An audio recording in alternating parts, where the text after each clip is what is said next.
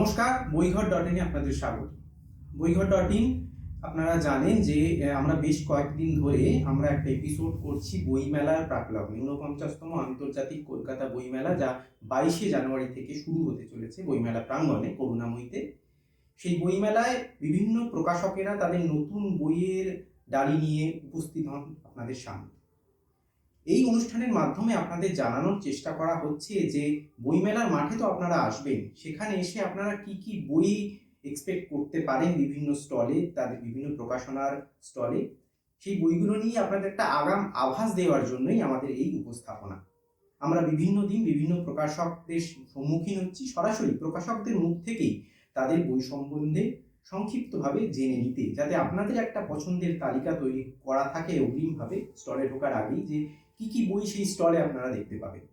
তো সেরকমই আজকে আমাদের সামনে উপস্থিত হচ্ছেন যেই প্রকাশক, তিনি হচ্ছেন বৈদেশিক প্রকাশনার সৌরভ আমাদের সাথে আজকে আছে। সৌরভ, জানি একটা ব্যস্ত সময়ের মধ্যে দিয়ে তোমরা যাচ্ছ, কিন্তু তবুও সৌরভের মতো আরো প্রকাশক সৌরভও আজকে ব্যস্ত সময়ের মধ্যে আমাদের যে সময়টা দিচ্ছে, তার জন্য সৌরভকে আন্তরিক ধন্যবাদ বইঘর.in এর পক্ষ থেকে। আর বইঘর.in কে ধন্যবাদ, কারণ এই রকম প্ল্যাটফর্ম তো সহজে পাওয়া যায় না, কেউ করেও দেয় না। এই সুযোগটা করে দেওয়ার জন্য তুহিনদাকে আর বইঘর.in এর সবাইকে অনেক ধন্যবাদ। আপনাদেরকে ধন্যবাদ এটা মন দিয়ে শোনার জন্য। একদম। তো আমরা বেশি গৌরচন্দ্রিকা করব না, যার জন্য আপনারা এই অনুষ্ঠানটা দেখবেন সেই আলোচনাতেই আমরা ঢুকি। আচ্ছা, তার আগে আমরা একটুখানি ব্যাকগ্রাউন্ডটা চেক করে নিচ্ছি সবার, ঠিক আছে? বৈদেশিক প্রকাশন, ঠিক আছে? বৈদেশিকের শুরুটা কবে? জানি 2023-2019 থেকে শুরু হয়েছিল আমাদের মানে বই বিক্রির পথ চলাটা। আচ্ছা, 23 থেকে শুরু হয় প্রকাশনাটা। আচ্ছা, 23শে জুন মাস থেকে শুরু হয়। আচ্ছা। আর তারপরে তো 24-এর বই মেলা করেছি, আচ্ছা, 25-এর বই মেলা করেছি, মানে প্রকাশক হিসেবে। তার আগে সেলার হিসেবে করেছি। আচ্ছা, 24-25 এইটা হচ্ছে 3 নম্বর বছর। এবং সবচেয়ে বড় কথা যেটা, গত বছর থেকে আমরা নিজেদের স্টল পাচ্ছি। বেশ, এটা দারুণ খবর একটা। আচ্ছা, বৈদেশিকের প্রথম বই কি ছিল? প্রথম বই ছিল বিশ্বাস নাও করতে পারেন। বিশ্বাস না, ওই বইটার বিষয়ে একটু বলো। ওই বইটা গল্প সংকলন, এবং এই বইটার অন্যতম বিশেষত্ব যেটা হচ্ছে যে এই বইটার সবাই ছিল ডেবিউ। আচ্ছা, মানে প্রকাশক ডেবিউ করেছে, আচ্ছা, প্রচ্ছদ শিল্পী একদম অভিষেক হয়েছিল সেখানে, লেখক ছিল একদম নতুন, লেখকের এটা প্রথম বই ছিল। আচ্ছা। এই বইয়ের বিষয়বস্তুটা মানে একটু অন্যরকম শুনতে লাগবে। এই বইয়ের বিষয়বস্তুটা হচ্ছে এইটা 10-12টা গল্পের সংকলন একটা। বিশ্বাস নাও করতে পারে না, শেষ গল্পটা ছিল বিশ্বাস নাও করতে পারে। এবং সবচেয়ে বড় কথা যেটা ছিল, এই আমি কিছু বলবো না, কারণ এই বইটা প্রথম বই হিসেবে যথেষ্ট মানে খ্যাতি পেয়েছিল আর কি, কিন্তু একজন এবং তার সৃষ্টি, একজন স্রষ্টা এবং তার সৃষ্টিকে নিয়ে গোটা বইটা। আচ্ছা। এবং সেই বইটা কাকে নিয়ে আমি সেটা বলবো না, কিন্তু মানে তাকে নানাভাবে দেখা। এবং আমার বিশ্বাস জীবৎকালে, মানে কোনো শিল্পী তার বেঁচে থাকার সময়, মানে জীবৎকালে সমকালে তাকে নিয়ে সম্ভবত এই কাজটা হবে। আচ্ছা, এই বইটাও তো এবারে বইমেলা স্টলে অবশ্যই সাসপেন্সটা সৌরভ রাখলো, সেটা আপনারা অবশ্যই বইমেলায় বইটা হাতে নিয়ে পড়েই জানাবেন আমাদের, ঠিক আছে? সেই এক্সপেক্ট করবো আমরা। আর একটু বলি বইটা নিয়ে, মানে প্রথম বই তো আবেগটা বেশি।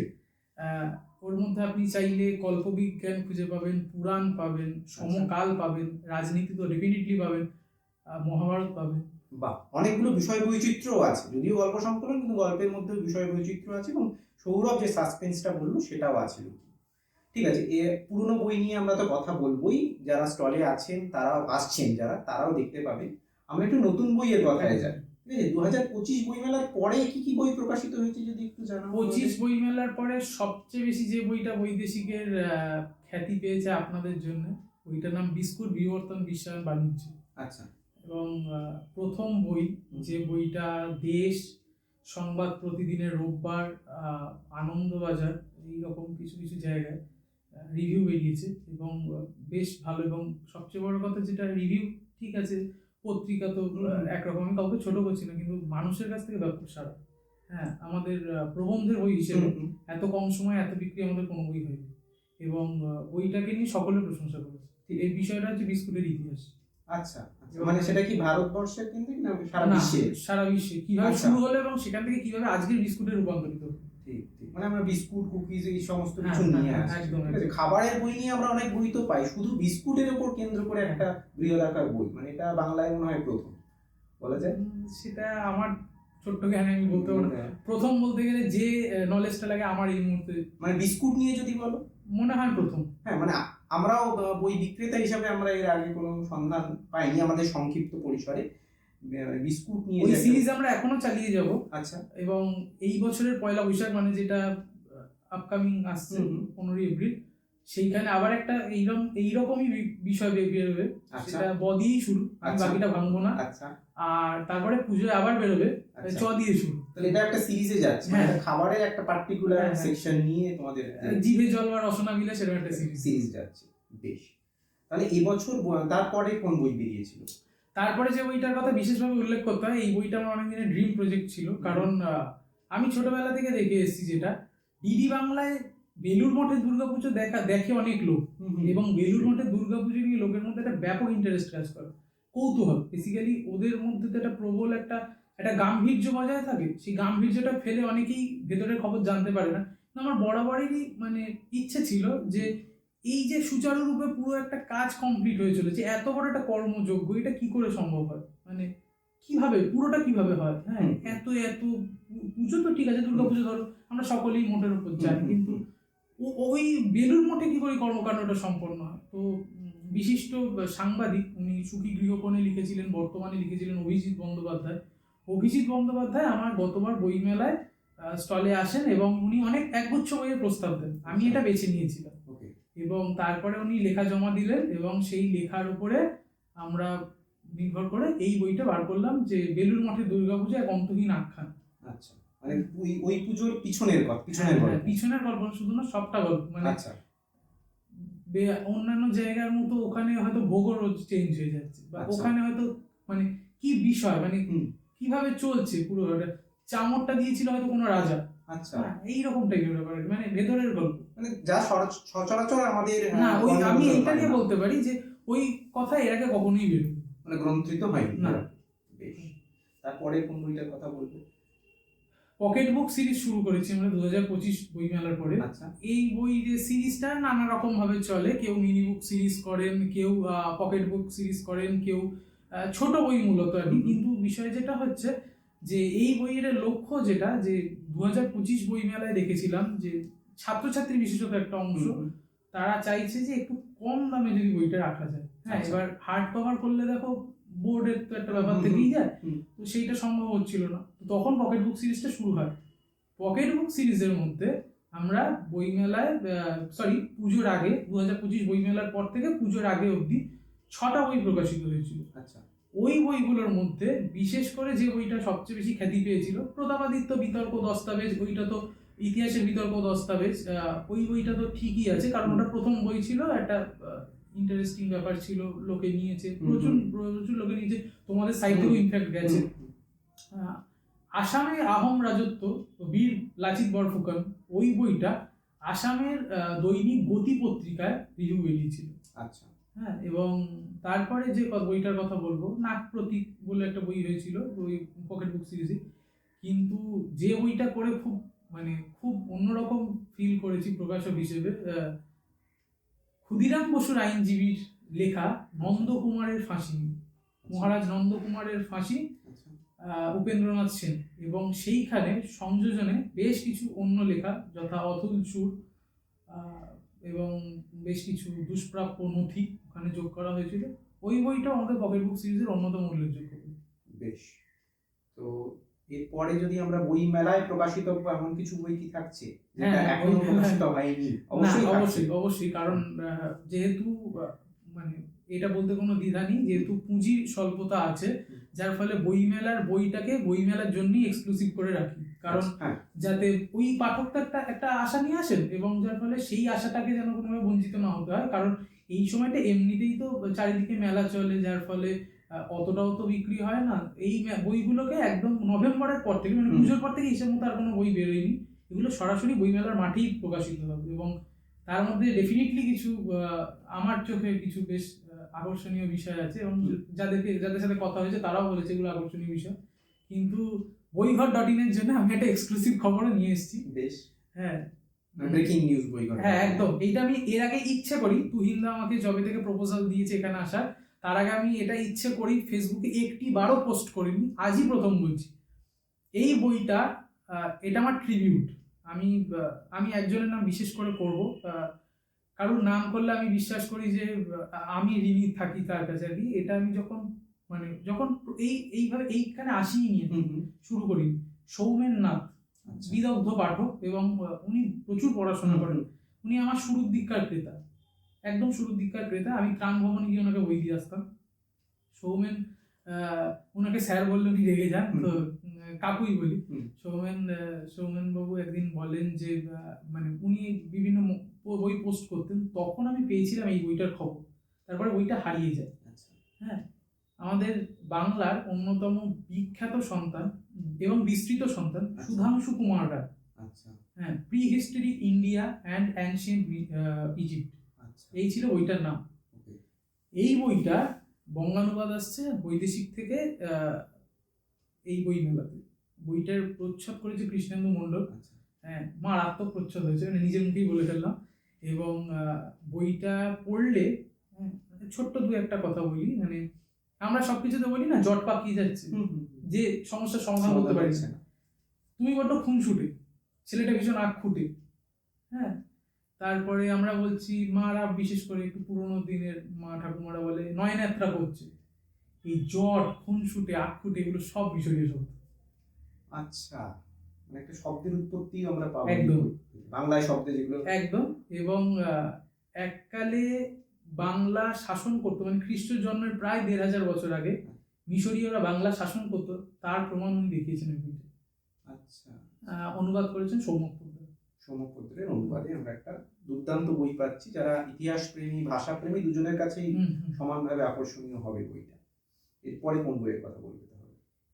এরপরে যে বইটার কথা বিশেষভাবে বলবো, বইটার প্রচ্ছদ করতে ভীষণ সমস্যা করতে হচ্ছে, কিন্তু বইটা গতবার বইমেলার পরে লেখককে আমি বলেছিলাম, উনি প্রপোজাল নিয়েছিলেন।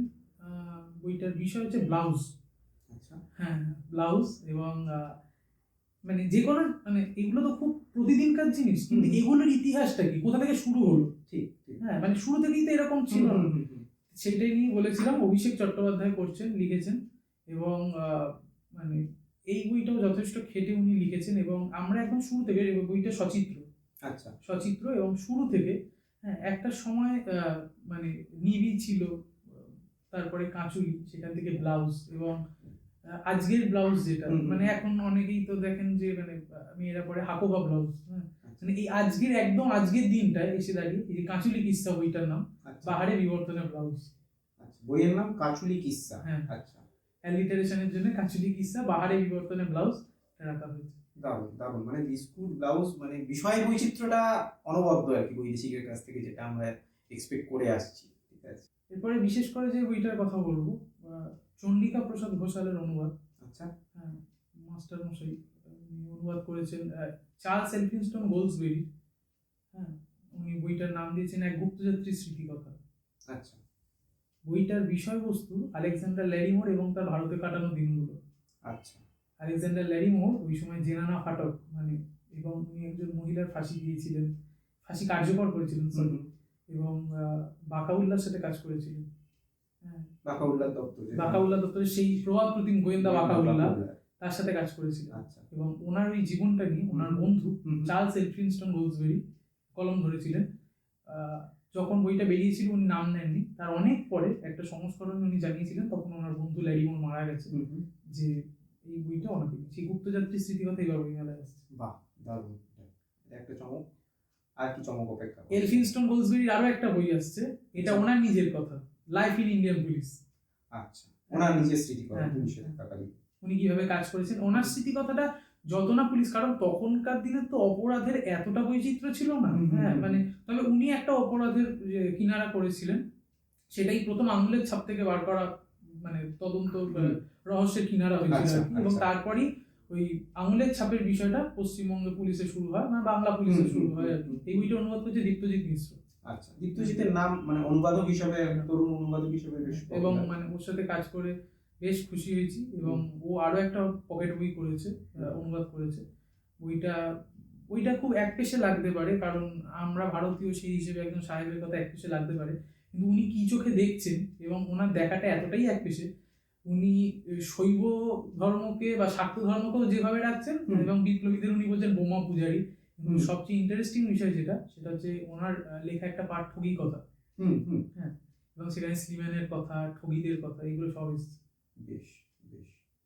এরপরে একটা বইয়ের কথা বলবো বিশেষ করে, সেটা বইমেলাতে আসবে না, আচ্ছা আবার বইমেলাতে আসবে, আচ্ছা এইভাবে চমক। এই বইটার কথা এই কারণেই বলবো কারণ লেখকের অসামান্য পরিশ্রম। মানে একজন মানুষ প্রকৃত অর্থেই গরু খোঁজা তো গবেষণা, তো প্রকৃত অর্থেই গরু খোঁজা খোঁজা কাকে বলেন, বইটার নাম হচ্ছে মাল। আচ্ছা বইটার সাব টাইটেল হচ্ছে সমাজ সংস্কৃতি সাহিত্যে। টাইটেল মাল, সমাজ সংস্কৃতি সাহিত্য। মাল শব্দটা বোধহয় আমাদের মানে মানে নর্মালি বলা সবচেয়ে বেশিবার ইউজ হওয়া শব্দ, কথা বলে। হ্যাঁ, ছাত্রর কাছে মালের একরকম অর্থ, ছাত্রীর কাছে মালের একরকম অর্থ, খালাসির কাছে মালের একরকম অর্থ, মাল গাড়িতে আবার মালের অর্থ বদলে যাচ্ছে। এই রকম ভাবে যে মানে বিভিন্ন শ্রেণীর কাছে যে বিভিন্ন অর্থ নিয়ে উপস্থিত হতে পারে একটা শব্দ, সেরকম একটা শব্দ হচ্ছে মাল। সেই মালটাকেই কাটাছেঁড়া করা হয়েছে। আচ্ছা, সাজানোর পরে দেখা যাচ্ছে প্রায় 300 পাতা।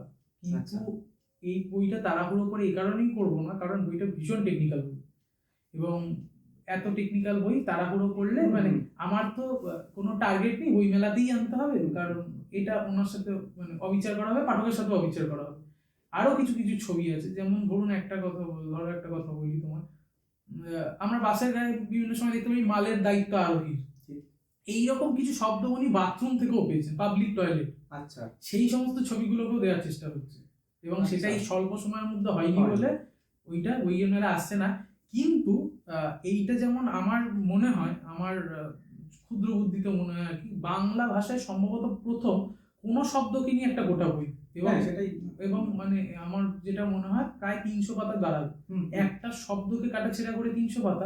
এবং মানে এখানে তো বিভিন্ন বস্তু আছে, মানে বিভিন্ন বিষয় আছে, সরি, তার মধ্যে আছে অপরাধ দুনিয়ায় মাল, হ্যাঁ, তার মধ্যে আছে উপন্যাসে মাল, তার মধ্যে আছে একটা পরিচ্ছেদের, একদম একটা চ্যাপ্টারের বিষয় এগুলো, এবং কোন চ্যাপ্টারের বিষয় হচ্ছে হয়তো মানে ক্রিয়ারূপী মাল, গোটা একটা অভিধান থাকছে মালকে নিয়ে।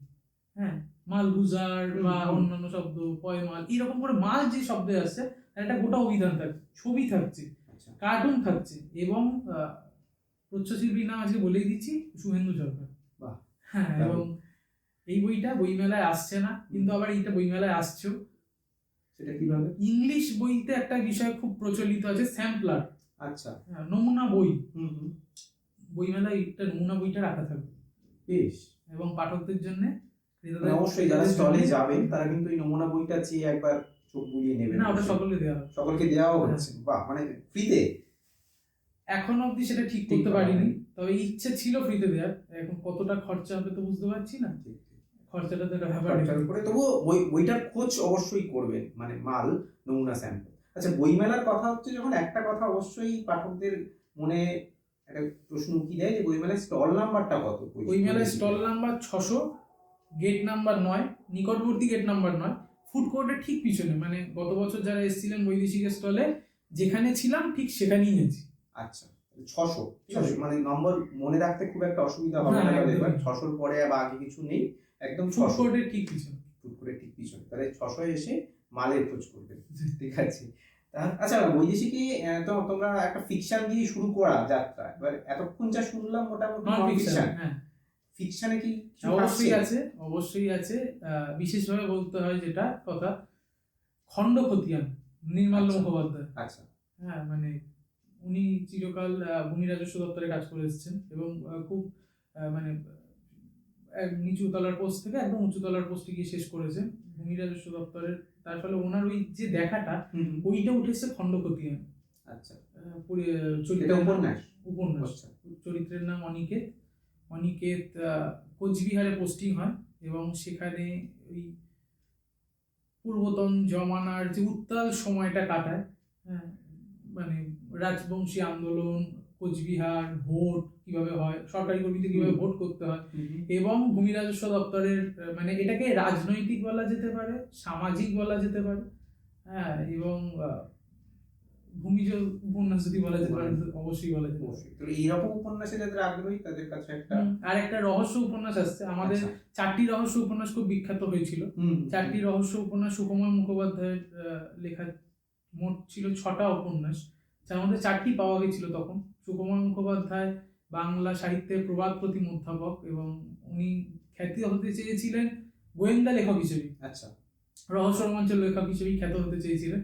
তো ওনার 4টে তখন পাওয়া গেছিল, আর বর্তমানে আবার পাওয়া গেছে 2টো। আচ্ছা, হ্যাঁ, তাহলে ওটা কি আবার নতুন সংস্করণ বা না না না, এইটা 2টো আলাদা করেই বেরোচ্ছে, আলাদাই কারণ বেরোচ্ছে। যারা 4টে কিনেছিল তাদেরকে ঠকানো হবে। ঠাকুর? হ্যাঁ, তো এই 2টি রহস্য উপন্যাস আলাদা করে বেরোচ্ছে, এবং এই বইটার পিছনে 2জনের নাম বলবোই, অবশ্যই 3জনের নাম বলতে হবে, না হলে অসম্পূর্ণ থেকে যায়। কলকাতা বিশ্ববিদ্যালয়ের গোপাল দাস, মাননীয় শ্রী গোপাল দাস, এবং উনি এই বইটা খুঁজে দিয়েছেন। আচ্ছা, এই দুটো উপন্যাসের বাকি ছিল না, একটা, এর মধ্যে একটা। আচ্ছা, আর একজনের নাম না বললে ভীষণ অন্যায় হবে, তার নাম হচ্ছে ডিএম লাইব্রেরির অরিত্রদা। আচ্ছা, এটা অরিত্রদাদের বই, শনি অশনিটা। আচ্ছা, শনি অশনি অরিত্রদাদের বই হওয়া সত্ত্বেও হুম, আমি কম্পোজ মানে করাতে যাচ্ছি বা বইটা বের করতে যাচ্ছি শুনে হুম। অরিত্রদা এক কথায় অনুমতি দিয়ে দিয়েছে। বাহ। হ্যাঁ, এই এই ভাই ভাই ব্যাপার বেঁচে থাকুক। হুম, হুম, আর অবশ্যই অরিন্দম দাশগুপ্ত না থাকলে সুকুমার মুখোপাধ্যায়ের মানে রহস্য রোমাঞ্চের লেখার বিষয়ে আমি সত্যি কিছু জানতাম না। তাহলে মানে এই দুটো উপন্যাস নিয়ে আলাদা করে একটা বই এই বই মেলায় আমরা হ্যাঁ, পাচ্ছি। আর উপন্যাসের কথার মধ্যে যে উপন্যাসটা করে এবং ঝুঁকি নিয়ে বেসিক্যালি খুব আনন্দ পেয়েছি, জলফড়িং। আচ্ছা, জলফড়িং 90-এর নস্টালজিয়া আছে, নদিয়া আছে, গ্রাম আছে, মফস্বল আছে। এই বইটা কেন ঝুঁকির কথা বলি, কারণ আমার মতে আর কি, আমার দিক থেকে, আমার আঙ্গিকে, একটা প্রবন্ধ বিক্রি যতটা সহজ, হ্যাঁ, উপন্যাস বিক্রি করা বেশ কঠিন মনে হয়। সামাজিক উপন্যাস এই বাজারে আরো কঠিন, যেখানে রহস্যের ছোঁয়া নেই। কিন্তু জলফড়িং এমনই একটা উপন্যাস, এই উপন্যাসটা যখন আমি পাণ্ডুলিপি পড়ি, আমি এর প্রচ্ছদটা দেখতে পেয়েছিলাম।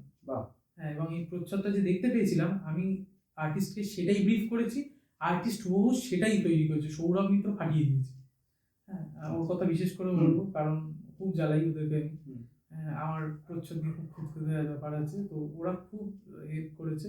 সৌরভ এটা দারুণ কাজ করেছে।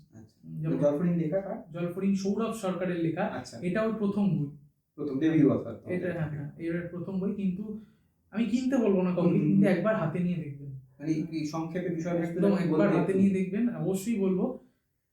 90 দশকের একটা গ্রাম, কুসুমপুর, নদিয়া জেলায় চূর্ণী নদীর তীরে গ্রাম কুসুমপুর। সেই গ্রামের একটা কিশোর বিশু। বিশু পড়াশোনায় মিডিওকার, হ্যাঁ, খুব ভালো কিছু না, কিন্তু বিশুর মধ্যে একটা অদ্ভুত বিষয় খেলা করে, যেটা বিশু চারপাশটা নিয়ে অনেক কিছু ভাবে। হ্যাঁ, বিশু তার বাড়িতে থাকা মানে বাবার পিসি হয় সম্পর্কে মুন্দি ঠাকুমাকে নিয়ে খুব ভাবে। যে বৃদ্ধা, তাকে কেউ চাটুকুকেও দেয়নি। বিশু সবচেয়ে বেশি বন্ধুত্ব তার দাদুর সাথে, বীরেন্দ্র মোহন, যিনি জমিদার বাড়িতে পুরোহিত ছিলেন। বিশু অবাক হয় যেটা দেখে, যে তার পিসির ছেলে কলকাতা শহরে থাকে এবং ব্যাপক সব ইংলিশ বানান বলে দিচ্ছে। হ্যাঁ, কিছু ক্ষেত্রে বিশু ইচ্ছা করেই বলে, ও বোকাই হতে চায়। আচ্ছা, এই বোকা হতে চাওয়াটাকে সেলিব্রেট করা হচ্ছে এই উপন্যাসটা জলফড়িং। এবং জলফড়িং মানে এই অলংকরণ করেছেন চিন্ময় মুখোপাধ্যায়। আচ্ছা, হ্যাঁ, আমি নিজের মুখেই বললাম, প্লিজ একবার হলো, অবশ্যই একবার হলো বইটা হাতে নিয়ে দেখবেন। কেনাটা আপনার ব্যাপার, কিন্তু হাতে নিয়ে দেখলে আমি ধন্য হব, কারণ খুব ঝুঁকি নিয়ে করছি। সামাজিক উপন্যাসে একটু ঝুঁকি থাকে, কিন্তু এই ঝুঁকিটা যেন বারবার নিতে পারি। একদম, এরকম পাণ্ডুলিপি যেন বারবার আসে, এরকম পাণ্ডুলিপি যেন বারবার আসে, আর এরকম ঝুঁকি যেন বারবার নিতে পারি। প্রকাশকের যেখানে একটা ভীষণ স্যাটিসফ্যাকশন রয়েছে এই বইটার পিছনে, অবশ্যই পাঠকদের মনেও বইটা পড়ার পর সেই স্যাটিসফ্যাকশনই আশা করি আমরা পাবো, তাই না? সেই নিশ্চিন্তিটা প্রকাশকের তরফ থেকে আমরা পাচ্ছি। সুতরাং আপনারা হাতে নিয়ে দেখুন বইটা 600 নম্বর স্টলে। আর দুজনের নাম বলবো এই ক্ষেত্রে, না বললে ভুল হয়ে যাবে। উত্তরায়ণ সরকার, ও প্রথমে এই বইটার কথা বলে, আর নীলাব্জ দাস। নীলাব্জ দা ভীষণ যত্ন নিয়ে প্রুফ করেছে, এডিট করেছে এবং প্রুফ করেছে। বেশ, এরপরে কোন বইটার কথা বলবো? আমরা ফিকশনেই চলছে, এখনো কি ফিকশন আছে বাকি? না, আমার ফিকশনের জায়গা খুব অল্পই আছে। আমার ফিকশনের জায়গা খুব অল্প, তবে পুরোনো বইগুলো তো যথারীতি থাকবে। তার মধ্যে নবীন সন্ন্যাসীর গুপ্ত কথা থাকবে, শশাঙ্ক ময়ূখ, করুণা তো থাকবেই, রাখাল দাস বন্দ্যোপাধ্যায়ের এই 3টে উপন্যাস আমরা করেছিলাম, 4টি রহস্য উপন্যাস থাকবে। হ্যাঁ, আর এইগুলি আমার ফিকশনের জায়গা খুবই ছোট। ফিকশন মানে নন ফিকশনে কনসেন্ট্রেট করেছে সৌরভ, এবং তাহলে তার পরবর্তী নন ফিকশন কি বই আসছে যদি বলে? কলকাতার হাসনহাটি। আচ্ছা, দেবযানী ভট্টাচার্য, দেবযানীদি লিখেছেন বইটা। দেবযানীদি বইপাড়ার পুরনো নাম, পরিচিত নাম। দেবযানীদি গতবার বই মেলায় আমার স্টলে আসেন, আমি তখন বলি দিদি আমার একটা বই চাই, তখন দিদি এই সাবজেক্টের কথা বলেন। আচ্ছা, মানে আমি নিজে মুখে বলবো না দিদি কতটা খেটেছেন বা কি, কিন্তু বইটা হাতে নিলে বোঝা যাবে। আচ্ছা। হ্যাঁ, কলকাতার হাসনহাটি। হ্যাঁ, এইটা নিয়ে এই কারণেই আমি বলবো, আমাকে অনেকেই বলেন যে তোমার বইয়ের নামটা সোজাসুজি সোজাসুজি রাখো, মানে অত বেশি ঘুরিও না। আচ্ছা, কিন্তু কেন হাসনহাটি রাখা, উনি আরো একটা নাম দিয়েছিলেন। কোথাও কোথাও গিয়ে না মানে কিছু নাম অন্যরকম হওয়াটা উচিত।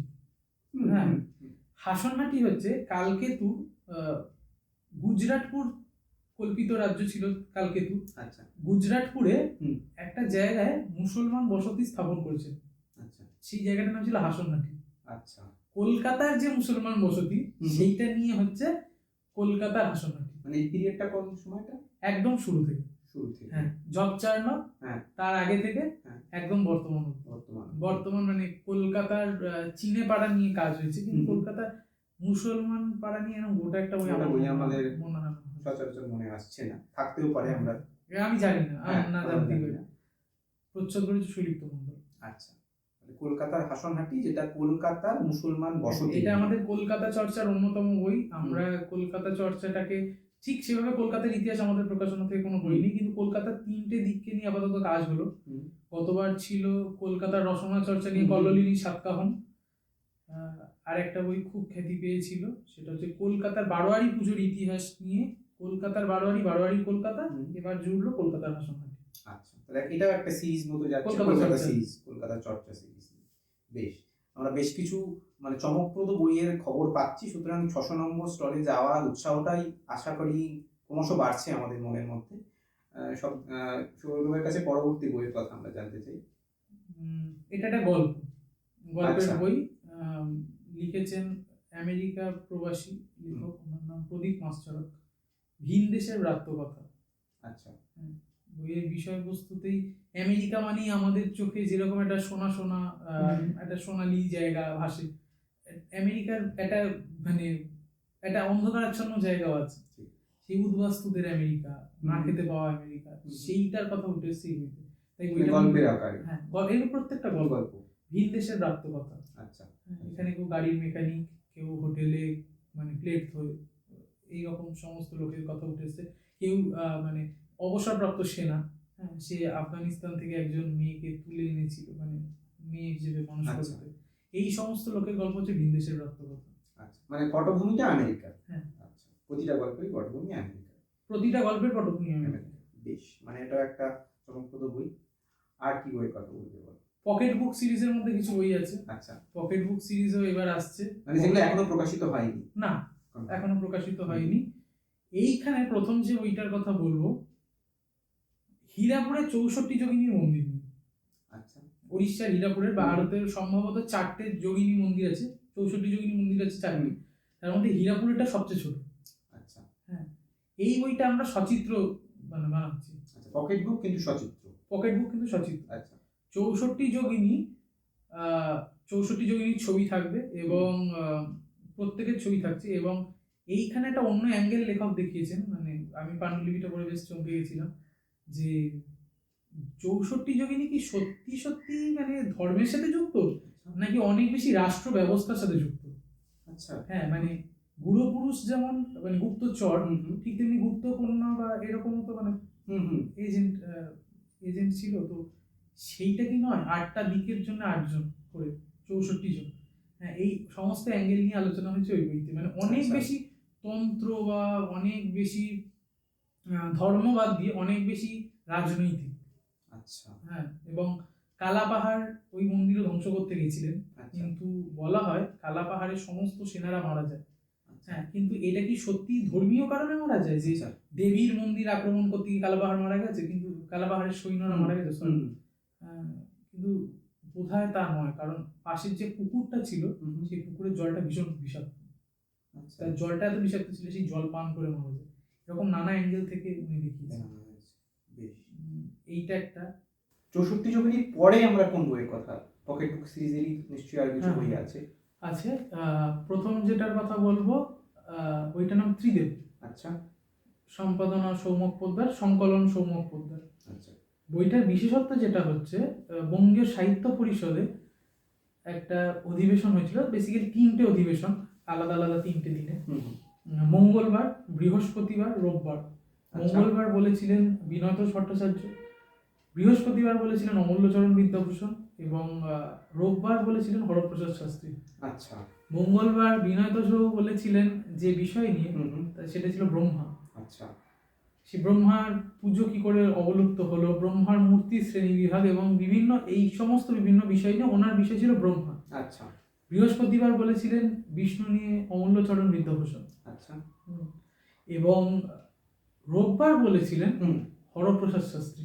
তিন মহারথী কি তিনটি? তিন মহারথী, তিন মহাদেব মানে দেবতাদের নিয়ে বিষয় নিয়ে বলেছিলেন। এবং হরপ্রসাদ শাস্ত্রীর যে রোববারে বলা যে মহাদেবের উপরে যে বক্তৃতা, যেটা প্রবন্ধ আকারে প্রকাশিত হয়েছে, এই বক্তৃতার সমালোচনা করতে গিয়ে হীরেন্দ্রনাথ দত্ত লিখছেন যে এইভাবে আলোচনা শিবকে নিয়ে এর আগে হয়নি।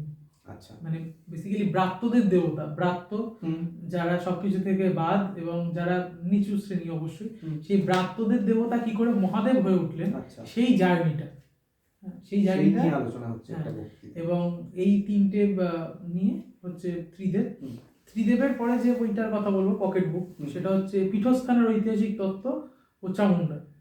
চামুন্ডা বইটার বিষয়বস্তু, পীঠস্থান মানে তো সতীপীঠ নিয়ে আলোচনা হবে, ঠিক আছে, কিন্তু বইটার বিষয়বস্তু এবং বইটার এক্সক্লুসিভনেসটা অমূল্যচরণ বিদ্যাভূষণের একটি প্রবন্ধ হচ্ছে চামুন্ডা। আচ্ছা। চামুন্ডা অপ্রকাশিত মানে প্রবন্ধ, একটি অপ্রকাশিত তো হতে পারে না, কারণ আমি পেলাম কোত্থেকে, কিন্তু অপ্রকাশিত ইন দ্য সেন্স যখন এইটা পত্রিকায় প্রকাশিত হয়েছিল তখন সেটা অপ্রকাশিত লেখা ছিল। আচ্ছা। অমূল্যচরণ বিদ্যাভূষণের লক্ষ্মী, সরস্বতী বা গণেশকে নিয়ে যে আলোচনা হয়, এই প্রবন্ধটা অনেকটাই অগোচরে থাকে। আচ্ছা। এরপরে যে বইটার কথা বলবো মহামানবের সাগর তীরে। মহামানবের সাগর তীরেতে বইটাতে রমেশচন্দ্র মজুমদার, যদুনাথ সরকার এবং বিনয় সরকার এনারা লিখছেন শ্রীরামকৃষ্ণ, স্বামী বিবেকানন্দ এবং ভগিনী নিবেদিতাকে নিয়ে। আচ্ছা। মানে যদুনাথ সরকার বোধগয়া দর্শনে নিবেদিতা সফর সঙ্গী হয়েছিলেন এবং সেখানে রবীন্দ্রনাথও ছিলেন। এই সমস্ত লেখাগুলো আছে ওইটা। আচ্ছা। আচ্ছা। ইতিহাসে বিক্রমাদিত্য আমাদের পকেট বুক সিরিজের অন্যতম বই। মানে এই কদিন আগে তো ইংলিশের নিউ ইয়ার হলো, 2026 হলো, কিন্তু বিক্রম সংবতে এটা মানে বিক্রম সংবত আমাদের এটা সালতে হবে ভারত জুড়ে চলে। সেটাই কত বছর সেটা আমরা জানি না, কিন্তু বিক্রম সংবত শুরু হয়েছিল বিক্রমাদিত্যকে নিয়ে। এই বিক্রমাদিত্য ইনি কি আদৌ ইতিহাসের কেউ? তিনি কি ঐতিহাসিক? তার অস্তিত্ব কি ঐতিহাসিক নাকি বেতাল পঞ্চবিংশতি এইগুলো? সেই তুল্যমূল্য বিচার করেছেন এবং খুঁজে বার করেছেন যিনি, তিনি রমেশচন্দ্র মজুমদার। আচ্ছা। প্রভাতী পত্রিকায় বেরিয়েছিল, সেটার একত্রিত রূপ হচ্ছে ইতিহাসে বিক্রমাদিত্য। আচ্ছা। আবার একজন রাজার কথা বলি, পৃথ্বীরাজ চৌহান। নিখিলনাথ রায় শাশ্বতী পত্রিকায়, ওনারই সম্পাদনা করা শাশ্বতী পত্রিকায় 4 ভাগে বার করেছিলেন, সেইটার একত্রিত হয়েছে পৃথ্বীরাজ। আচ্ছা। দীপ্তজিৎ মিশ্রের অনুবাদ এসছে, অনুবাদে হয়েছে বইটা ঠকিকতা। আচ্ছা। McMahon, George McMahon. আমাদের একটু একঘেয়ে বা এক পেশে লাগবে, কারণ উনি ভারত সম্বন্ধে একজন মানে সাম্রাজ্যবাদী ভারত সম্বন্ধে যা দৃষ্টিভঙ্গি, ওনার তার চেয়ে কোনো অংশেই আলাদা। হ্যাঁ, মানে উনি শৈব শাক্ত এই ধর্মগুলোকে, এইগুলোকে উনি মানে একটা গুচ্ছ ব্যাপার হিসেবে দেখছেন এবং এর সাথে তুলনা করছেন ঠগীদেরকে। আচ্ছা। যেহেতু ঠগীরা ভবানীর উপাসক ছিল, তো সেইটা উঠে এসছে ওই ঠগী কথা বইটা। আর হচ্ছে আমাদের এরপরের যে পকেট বইটার কথা বলবো, এই বইগুলো যেগুলোর কথা বললাম, এগুলো সবই সৌমক পোদ্দারের এতে সম্পাদনা। সৌমক পোদ্দারের সম্পাদনা বাদ দিয়ে 3টে বইয়ের কথা বলতেই হয়, এবং তার মধ্যে প্রথম দুটোর কথা বলি। সৌভিক দে, ওনার লেখা, এটা বইটার নাম হচ্ছে তর্কে বিতর্কে বিশ্বনাথ তারকনাথ। আচ্ছা। বিশ্বনাথ এবং তারকনাথ এই দুই শিবভূমির ঐতিহাসিক বিতর্কগুলোকে নিয়ে বইটা। আচ্ছা। এটাও পকেট বই। এবং মহন্ত এলোকেশী এবং বিশ্বনাথের ক্ষেত্রে তার যা বিতর্ক সেইগুলো উঠে এসছে। আর আরেকটি বই যেটা এই মেলাতেই এগুলো সব প্রথমবার মেলা দেখবে, তো সেই বইটি হচ্ছে বাংলার ধর্মীয় সংস্কৃতিতে হাতি। হ্যাঁ, মানে হাতি এমন একটি প্রাণী আর কি, যে প্রাণীকে আমরা দেবতা হিসেবে, বাহন হিসেবে, অসুর হিসেবে পুজো করি। গণেশ, বিশ্বকর্মা এবং হচ্ছে জগদ্ধাত্রী। হাতির যে মানে হাতি খুব মানে খুব প্রাচীন এবং কৌটিল্য ওনার মানে হাতিকে নিয়ে আইনও বানিয়েছিলেন। আচ্ছা, সেই সমস্ত কথাই এই বইটা উঠে এসছে। আর পকেট বুক সিরিজটা মানে এই মেলার মতো শেষ করবো যে বইটা নিয়ে, সে বইটার নাম হচ্ছে গো হত্যা, গোমাংস হিন্দু ধর্ম। আচ্ছা, হ্যাঁ, খুব বিতর্কিত বিষয়, কিন্তু এই বিতর্কটা কি সত্যি বিতর্ক নাকি এটা অনেক বেশি চাপিয়ে দেওয়া বিতর্ক, আচ্ছা, সেইটা নিয়ে এই বইটা ডিল করছে। এই বইটায় গঘ্ন বলে একটি শব্দ ছিল। আচ্ছা, গঘ্ন শব্দের মানে হচ্ছে যার সম্মানে গো হত্যা করা হয়। আচ্ছা, হ্যাঁ, অতিথির প্রতিশব্দ হিসেবে ব্যবহার হতো। সেই গঘ্ন থেকে মানে শুরু করে আজকে এই যে গো মাতা, এই যাত্রাটা হচ্ছে ওই বইতে উঠে এসছে। মানে ভোজ্য, খাওয়ার জিনিস করে পূজ্য বা পুজোর জিনিস হয়ে উঠলো, এইটাই উঠে এসছে। বেশ, এই হচ্ছে একটা বিতর্কিত বিষয়, কিন্তু বই প্রকাশের কিন্তু মানে এটা মানে হ্যাঁ অবশ্যই সাহস রেখেছি এবং মানে জেনে শুনেই সেই সাহস রেখেছি, কিন্তু বিতর্ক ইতিহাসের ইতিহাসই হয়, বিতর্ক আমরা তৈরি করছি। আচ্ছা, আর একটা বই মনে হয় তুমি বলছিলে যে প্রাচীন বাংলা।